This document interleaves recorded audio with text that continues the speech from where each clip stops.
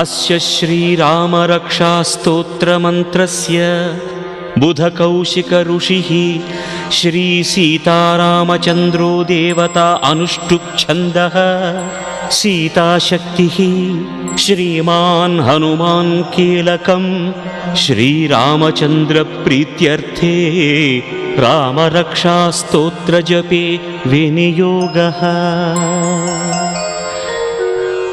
ध्यानम् ध्यायेदाजानुबाहुं